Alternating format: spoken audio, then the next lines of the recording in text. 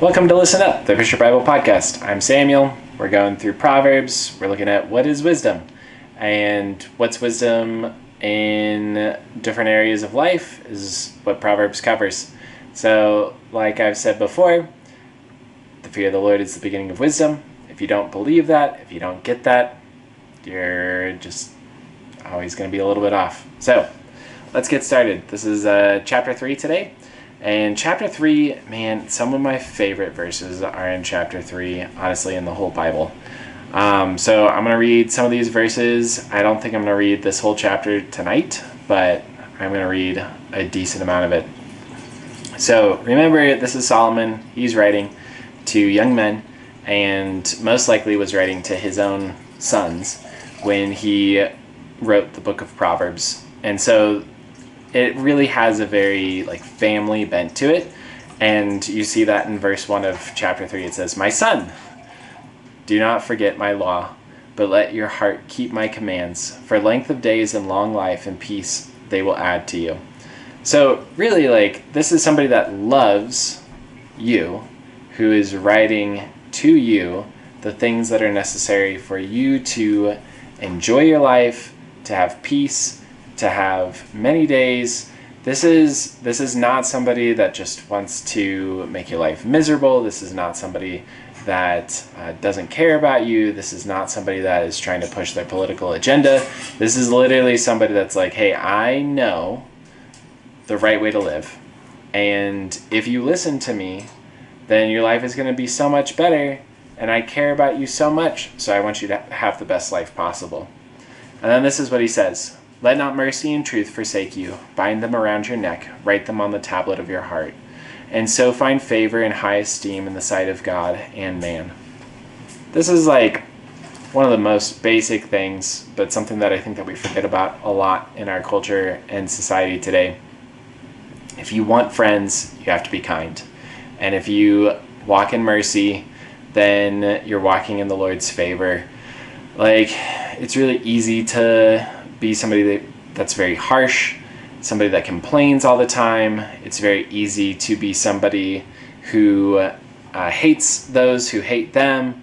It's very easy to be somebody who doesn't give people the benefit of the doubt and always assumes that an offense is intentional. But that is a really rough way to live. It makes it so that you end up being separated from people a lot. You end up having a lot of broken friendships and relationships. And typically there's a lot of things in your life and in your walk with the Lord that the Lord needs to correct and fix. So much better to be somebody that's humble and to put other people first and to think the best of others and choose to be kind and choose to put on truth instead of lies or being harsh or any other thing. And then it says this. It says in verse 5, and this is one of my favorite verses. It says, "Trust in the Lord with all your heart and lean not on your own understanding. In all your ways acknowledge him, and he shall direct your paths." So, yeah. I don't know that those two verses need a lot more explanation. So I'm just going to read them again. "Trust in the Lord with all your heart. Lean not on your own understanding. In all your ways acknowledge him, and he shall direct your paths." God loves you, and he cares about you, and he has your best interest at heart. And if you're willing to trust him and actually live out the path that he has for you, he will take care of you. Verse 7, "Do not be wise in your own eyes, for the fear of the Lord. Fear the Lord and depart from evil. It will be health to your flesh and strength to your bones." So essentially, that's the alternative. You can trust the Lord or you can trust yourself. You can rely on the Lord or you can be wise in your own eyes. You can believe God and cling to him, or you can believe something else and cling to that. But if you do walk in the fear of the Lord, then you're going to depart from evil, and you're actually physically going to be stronger and in a better place. So trust the Lord. Walk with the Lord. Don't run after your own wisdom. It's usually frustrating. So Honor the Lord with your possessions and with the first fruit of all your increase, so your barns will be filled with plenty and your vats will overflow with new wine. The Bible talks about money so much. It's one of the top things that Jesus talked about. It's one of the top things that Proverbs talks about. It's covered in so many books because it's such an integral part of our lives. And really, it says so much about where our heart is. And so the first thing about money that Solomon talks about is, he says, give it to the Lord first and don't be a slave to your money. And if you do that, if you are able to put the Lord first with your money, you're not a slave to your money, then you're actually going to end up having more money. And it's this weird principle where where it seems counterintuitive, like giving away money will actually make it so that you have more money. And this is my personal take on the reason that that is true, is because when you give away your first fruits to the Lord, and you give away your first fruits being generous, because that's what first fruits was about. It wasn't just about, tithing to a church. It was also about providing for the poor in your community and doing different things like that.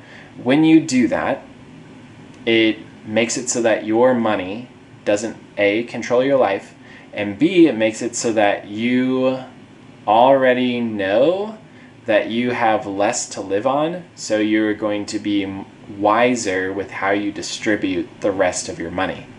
There's so many people that just spend through their paycheck every single month.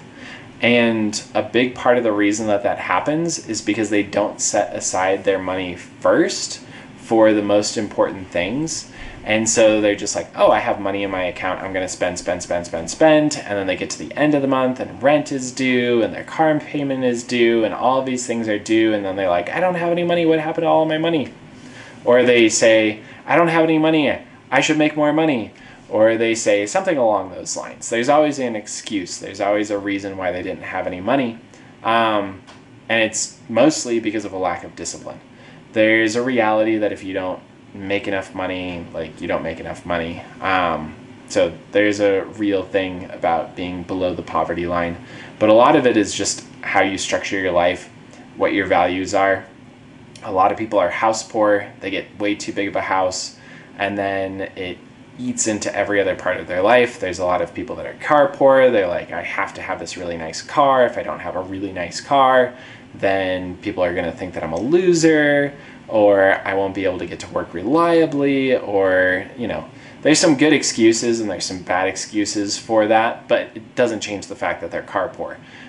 Some people are experiences poor, where they just have to have an experience all the time, and so they spend all of their money on experiences. And so that discipline is more important for building wealth than how much money you make. And the first part of that discipline is actually generosity towards the Lord and towards your community, and setting that aside as a priority. And when you have that discipline to do that, then that discipline carries over into the other parts of your life as well. Verse 11 says, My son, do not despise the chastening of the Lord, nor detest his correction. For whom the Lord loves, he corrects, just as a father the son in whom he delights. I hate these verses. I hate these kinds of verses because I would much rather be comfortable, and I would much rather have God never correct me and always give me everything that I want, and not be concerned with my character and not be concerned with Christ's likeness, because that would be really comfortable for me. That's not who God is. God is somebody that wants to make us better all of the time. And that does not happen without correction. And sometimes that correction is painful.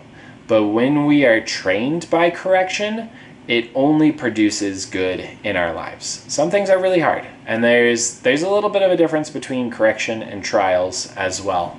And that's more of a nuanced discussion. I'm sure we're going to get into that more later in Proverbs. And so just let me suffice it to say there are things that are really hard and really devastating in life, and the Lord can redeem those in such a way that you become more like Christ through them. There's also things that are just correction, and life is kind of kicking you in the butt, and it's usually because of your own choices, and the Lord allows those consequences to catch up to you. That's part of his correction. Or sometimes he actually brings the consequences to you because there's something that you've actually hidden pretty well and nobody else knows about it except for the Lord, and he's coming in to correct that thing. So either way, it's good for you. And it's a sign that he loves you, and it's a sign that he cherishes you. And it's actually one of the fundamental, most important things about parenting is correcting our children, so that they are trained up into the ways of righteousness, peace, and joy, and life. And the Lord does that continually with us, because after a certain point, the Father is our only intimately involved Father in our lives. But he never gives up that role of being Father. And so he is always looking out for our best and always pushing us to become more like Christ. So, here's another appeal. Happy is the man who finds wisdom and the man who gains understanding, for her proceeds are better than the profit of silver, and her gain than fine gold. She is more precious than rubies, and all the things you may desire cannot compare with her. Length of days is in her right hand, and in her left hand riches and honor. Her ways are ways of pleasantness, and all her paths are peace. She is a tree of life to those who take hold of her, and happy are all who retain her. Grow. Gain wisdom. It's so good for you. There's nothing that's better. But listen to the verbiage. It talks about finds, gains, talks about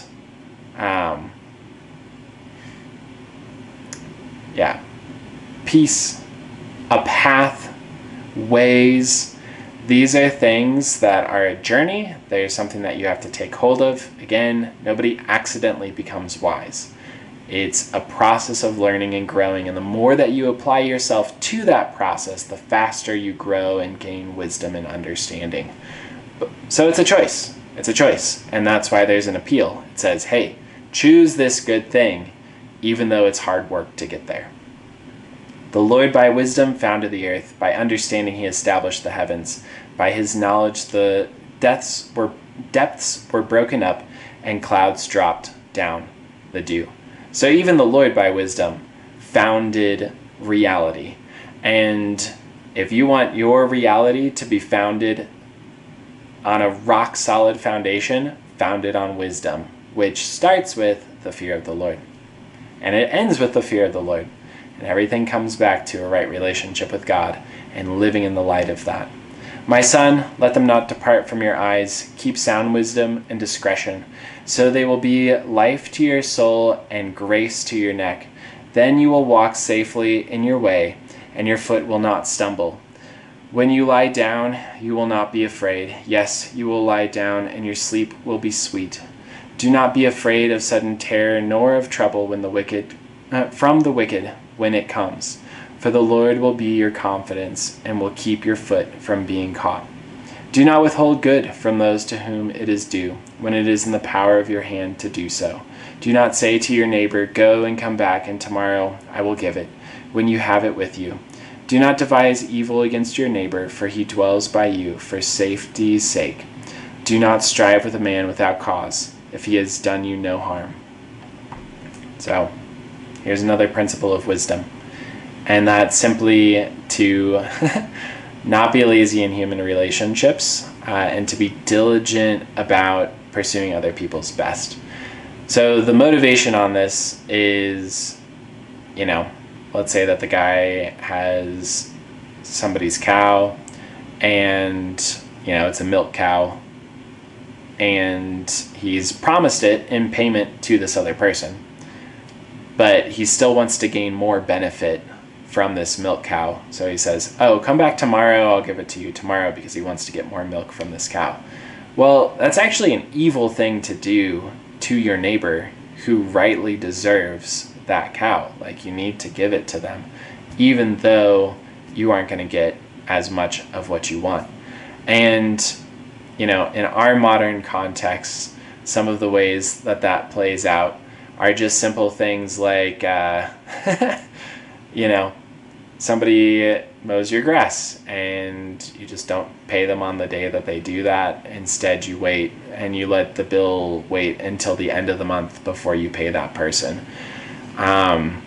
Somebody works on your furnace and you do the same thing. You just wait until the end of the month to pay them, so that you can hold on to your sense of security by having so much money in your bank account in case if something else goes wrong, and then you can push off paying that other person. That's not an honoring way to live. That's not the wise way to live, because the people in your community, they are there also to help you. And if you burn all of those bridges, you're going to end up alone when it really matters. Do not envy the oppressor and choose none of his ways, for the perverse person is an abomination to the Lord, but his secret counsel is with the upright. The curse of the Lord is on the house of the wicked, but he blesses the home of the just. Surely he scorns the scornful, but gives grace to the humble. The wise shall inherit glory, but shame shall be the legacy of fools. This is why the fear of the Lord is the beginning of wisdom. There's a lot of ways to get rich, and not all of them are great. A lot of them are actually really destructive to the people around you.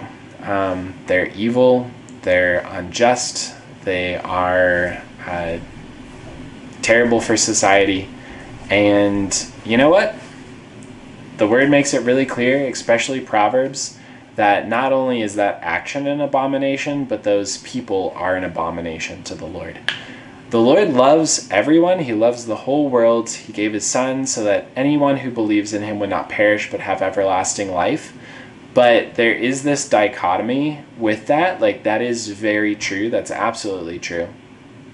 But at the same time, in a different sense, it's also true that those who have sold themselves to evil are an abomination to the Lord.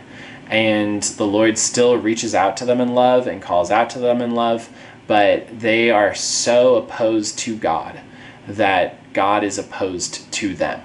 And not just on a like, I'm opposed to what you do, but like, I am opposed to your person. And that leads to a curse from the Lord. And those people's lives, they might look good from the outside sometimes. There's like always the like, oh, look at this exception person. But I am telling you, they are bankrupt when it comes to their relationships and to their person, to their soul, to their spirit. They are bankrupt. And when judgment comes, and I'm talking about the final judgment, they are going to be condemned. And that's the Lord's job to condemn. That's not our job to condemn, but that is the reality, is that they will suffer forever in hell. So I don't want that. I don't want that for me. I don't want that from them. And so I reach out to them in love and call them to repent, but they may never do that. And so don't envy them, because their ultimate end is destruction, and their life usually ends up getting ruined, and there's usually terrible consequences for them, even if they can dodge it for a little bit. This is the right way to live, is to be humble and to trust the Lord, and you will not be put to shame. This is a concept that is repeated all throughout Scripture, is that if you humble yourself in the sight of the Lord will lift you up. And so this is such an important concept, and it's something that we're going to cover so often in Proverbs that I really want to stop and cover what is humility. Because I think there's a really big misunderstanding about humility. And that is simply that humility is not putting yourself down. That's not true humility from a biblical sense, and that's not what God is telling us to do. He's not telling us to be self-critical. He's not telling us to be self-deprecating. He's not telling us to be abusive towards ourselves. That is not humility. Humility is putting the Lord first and others first. That's what humility is. It's taking our eyes off of ourselves and not putting our own self-interest first and putting other people first. And so there's a lot of times that the humble thing is not to let me rewind. So there are times that it looks like the person that's being humble is the person that's like, oh, I don't deserve this, like I'm not whatever. But really they're just like hyper focused on themselves. So that's actually a form of pride. But the person that's humble is the person that when somebody is like, hey, great job, they say, thank you. Thanks for noticing that. And also, I really appreciate this about you. They're the person that can receive a blessing without making it all about themselves. They're the person that can give blessings without needing something back in return. They're not like, oh, let me compliment you so that I know that I'm going to get a compliment back in return. They're the person that is just genuinely interested in other people. And you know that person when you're talking to somebody like that and they just really care about you. And there's no like, oh, I'm just waiting to like get my advice in necessarily. There's no like, oh, I'm just waiting to like be able to talk about how great I am, or I'm asking you about how you are so that I can sell you something. They're just genuinely interested in who you are. And they are usually the people that are the most like upbuilding. They're the people that can point out your strengths and really encourage those things, and also are able to correct you in love because they don't have an ego in it. It's not like they're like, oh no, well, if I correct that person, then maybe they won't like me. And if they don't like me, then our relationship is going to be ruined. And I can't afford to have this relationship broken because my identity is tied up in it, or because of whatever other thing. And so they're too afraid. They're too proud is what it comes down to. They don't have the humility to actually correct somebody in love. So humility is one of the key pieces to wisdom and walking in a right relationship with God. And we are humble because God is who he is and other people are who they are, because we're all image bearers of God. And so that person that we're talking to is a soul of intrinsic worth and value that far surpasses anything that we can comprehend, which is a crazy concept. But when you see other people as intrinsically valuable, it is easier to walk in humility towards others. And when you recognize the intrinsic worth and value that the Lord has, that God has, it makes it so much easier to walk in humility towards him. It's when we look at other people as NPCs or burdens or a drag or a bummer that it becomes incredibly hard to walk in humility towards them, because that thought in itself is a thought that's based in pride. It's a thought of, wow, why do I have to deal with this loser? Like, it's putting me, myself as the focus. It is pride. And then it's very hard to act in humility when your thoughts are proud. So out of the abundance of the heart, the mouth speaks, right? So walking in humility is going to be one of the key things that we see throughout the book of Proverbs. Don't forget to like. Thanks for being here for September 3rd's third proverb.